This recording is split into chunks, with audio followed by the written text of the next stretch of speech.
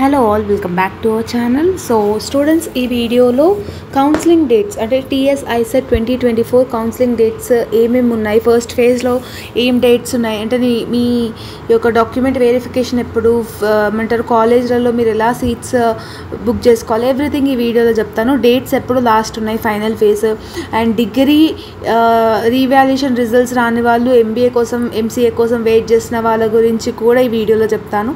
So date time ఉందా లేదా మీకు అనేసి వీడియోని స్కిప్ చేయకుండా లాస్ట్ వరకు చూడండి, ఓకేనా. సో ఇక్కడ డేట్ వచ్చేసి ఫస్ట్ ఫేజ్లో మీకు 1 సెప్టెంబర్ నుంచి మీకు పేమెంట్ ఆఫ్ ప్రాసెసింగ్ అనేది స్టార్ట్ అయింది. తర్వాత మీకు సర్టిఫికేట్ వెరిఫికేషన్ వచ్చేసి 3 సెప్టెంబర్ నుంచి 9 సెప్టెంబర్ వరకు మీకు టైం ఉంది. అంటే ఆ లోపల మీకు సర్టిఫికేట్ వెరిఫికేషన్ కూడా అయిపోతుంది. అండ్ తర్వాత 4 సెప్టెంబర్ నుంచి 11 సెప్టెంబర్ వరకు ఏముంటుంది, సర్టిఫికేట్ వెరిఫికేషన్ ఉంటుంది. తర్వాత సర్టిఫికేట్ వెరిఫికేషన్ తర్వాత 11 సెప్టెంబర్ నుంచి ప్రతి ఒక్కరికి ఫ్రీజింగ్ ఆప్షన్స్ అనేది స్టార్ట్ అవుతాయి. అంటే ఫర్ ఎగ్జాంపుల్ మీరు ఈ పర్టికులర్ కాలేజ్లో అడ్మిషన్ తీసుకోవాలనుకుంటున్నారు అనుకోండి, ఫ్రీజింగ్ ఆప్షన్స్ మోస్ట్లీ మీరేం చేయాల్సిన అవసరం లేదు. మీరు ఎక్కడైతే అడ్మిషన్ తీసుకోవాలనుకుంటున్నారో వాళ్ళ కాలేజ్ వాళ్ళే మొత్తం మీకు ఆప్షన్స్ అనేది ఫ్రీజ్ చేస్తారు. తర్వాత 14 సెప్టెంబర్ రోజు ప్రొవిజనల్ అలాట్మెంట్ సీట్స్ అనేది వస్తుందన్నమాట మీకు, ఓకేనా. సో ప్రొవిజనల్ అలాట్మెంట్ సీట్స్ వచ్చిన తర్వాత 14 నుంచి 17 వరకు మీకు సెల్ఫ్ రిపోర్టింగ్ ఇవ్వాలి. కాలేజ్కి వెళ్ళి మీరు ఫీజ్ పేమెంట్ ఏదైతే మీరు కట్టాల్సిన బ్యాలెన్స్ ఉంటుందో, ఎస్సీ ఎస్టీ వాళ్ళకైతే ఏం కట్టాల్సిన అవసరం లేదు, బీసీ వాళ్ళకి ఏదైతే కట్టాల్సింది ఉంటుందో ఆ అమౌంట్ మీరు ఇచ్చేసి సెల్ఫ్ రిపోర్టింగ్ మీ యొక్క ఏదైతే అడ్మిషన్లో ఏదైతే కాలేజ్లో అడ్మిషన్ తీసుకున్నారో ఆ కాలేజ్లో మీరు సెల్ఫ్ రిపోర్ట్ అనేది చేయాలి. ఇది ఫస్ట్ ఫేజ్ వాళ్ళకి, ఓకేనా. సో 1 సెప్టెంబర్ నుంచి స్టార్ట్ అయితే 17 సెప్టెంబర్ లోపల మీకు అడ్మిషన్ అయిపోతుంది, సెల్ఫ్ రిపోర్టింగ్ కూడా అయిపోతుంది. సెల్ఫ్ రిపోర్టింగ్ అంటే ఏం లేదు, మీ యొక్క అడ్మిషన్ ఫ్రీజ్ ఆప్షన్ ఏదైతే పర్టికులర్ కాలేజ్లో వాళ్ళు ఫ్రీజ్ చేస్తారో ఆ నోటిఫికేషన్ నంబర్ అవన్నీ తీసుకొని వెళ్ళి మీ మెమోస్ అవన్నీ అడ్మిషన్ అంటారు కాలేజ్లో ఏదైతే కాలేజ్ ఉన్నదో అక్కడ పోయి మీరు సబ్మిట్ చేయాలి. అవన్నీ సబ్మిట్ చేసినాక వాళ్ళు అప్లికేషన్ ఫామ్స్ ఇవన్నీ కాలేజ్ వాళ్ళు మొత్తం చూసుకుంటారు, మీరు ఏం చేయాల్సిన అవసరం లేదు.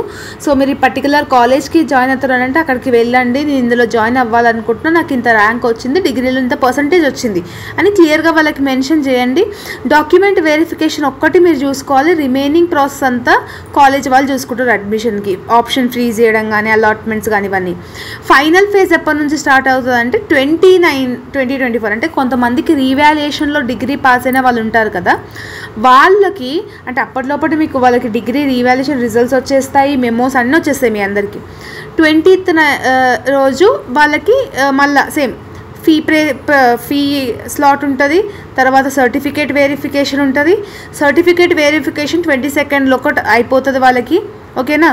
తర్వాత ఫ్రీజింగ్ ఆప్షన్స్, వాళ్ళు ఏ కాలేజ్లో జాయిన్ అవుతున్నారు, ఓకేనా.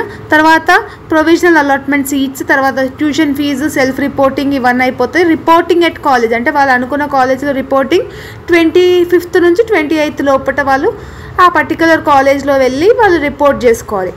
ఇంకొకటి ఏం టిప్ చెప్పాలనుకుంటున్నానంటే ఫస్ట్ ఫేజ్లో కంపేర్ చేసుకుంటే ఫైనల్ ఫేజ్లో మీకు కాలేజ్లలో అడ్మిషన్లు దొరకడం చాలా కష్టం, ఓకేనా. ఇన్ కేస్ దొరకకపోతే మేనేజ్మెంట్లోనే తీసుకోవాలి. సో ఫస్ట్ ఫేజ్లో ఏదైతే కాలేజీలో మీరు పెట్టుకుంటున్నారో కంపల్సరీగా మీరు 100% అందులో జాయిన్ అవుతానంటేనే పెట్టుకోండి. మళ్ళీ అది అడ్మిషన్ అందులో వచ్చినాక సెకండ్ ఫేజ్లో నేను మళ్ళీ వేరే కాలేజ్ పెట్టుకుంటే నాకు ఈ కాలేజ్ నచ్చలేదంటే సెకండ్ ఫేజ్లో కాలేజెస్ రావచ్చు, రాకపోవచ్చు, చెప్పలేము. ఒకవేళ రాకపోతే మాత్రం కంపల్సరీగా మేనేజ్మెంట్ కోటాలోనే మీరు అడ్మిషన్ తీసుకోవాల్సి వస్తుంది. సో బెటర్ ఫస్ట్ ఫేజ్లో ఎవరైతే ఉన్నారో వాళ్ళు కరెక్ట్గా కాలేజ్ని ఆప్ట్ చేసుకోండి, ఏ కాలేజ్ అనుకుంటున్నారో అది బాగా చూసుకొని ఆ పర్టికులర్ కాలేజ్లోనే జాయిన్ అవ్వడానికి ట్రై చేయండి. మళ్ళీ అందులో సీట్ వచ్చినాక వేరే కాలేజ్లో వెళ్తాను ఇట్లాంటి డెసిషన్స్ తీసుకోకండి. కొన్నిసార్లు సీట్స్ బుక్ అయిపోతాయి, సీట్స్ ఉండవు. అంటే ఇక్కడ డిగ్రీ లాగా ఎంత అంటే అంత ఉండదు. ఒక పర్టికులర్ కాలేజ్లో 50 మెంబర్స్ అడ్మిషన్ ఉంటుంది, ఒక పర్టికులర్ కాలేజ్లో 10 మెంబర్స్ అడ్మిషన్ ఉంటుంది, అట్లా ఫిక్స్డ్గా ఉంటుంది కాబట్టి అడ్మిషన్స్ దొరకడం చాలా కష్టం అవుతుంది. సో అందుకనే ఐసెట్ క్వాలిఫికేషన్ మేనేజ్మెంట్లో అయితే దొరకవచ్చు, బట్ ఐసెట్లో అయితే దొరకడం కొంచెం కష్టం ఉంటుంది.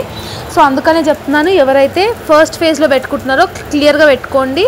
అండ్ రీవాల్యుయేషన్ రిజల్ట్స్ ఆల్రెడీ చెప్పాను కదా వస్తాయి, కంపల్సరీగా రీవాల్యుయేషన్ రిజల్ట్స్లో పాస్ అయిన వాళ్ళకి they will have a chance to apply for MBA counselling ఇవ్వండి. మీరేం ఎక్కువ టెన్షన్ పడకండి, ఓకేనా.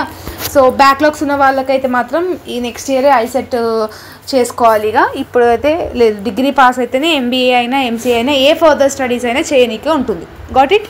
So this is about the video. మీకు అర్థమైందని అనుకుంటున్నాను. ఒకవేళ ఇన్ కేస్ ఏమైనా డౌట్స్ ఉంటే మాత్రం కమెంట్ సెక్షన్లో కమెంట్ చేయండి. ఎట్లాంటి టైప్ ఆఫ్ వీడియోస్, ఇంకా క్లియర్ వీడియోస్ కావాలి ఐసెట్ గురించి అనేసి డెఫినెట్గా నేను ట్రై చేస్తాను అప్లోడ్ చేయడానికి, ఓకేనా. And this is all about the video. All the very best for your upcoming career. And MBA చేసే వాళ్ళందరికీ ఆల్ ది బెస్ట్. అండ్ మీకు ఇంకేమైనా డౌట్స్ ఉంటే మాత్రం కమెంట్ సెక్షన్లో కమెంట్ చేయండి. And don't forget to subscribe to our channel because our channel is near to 50K subscribers, okay. So all the very best for your upcoming things, okay. See you all next video. Bye bye everyone.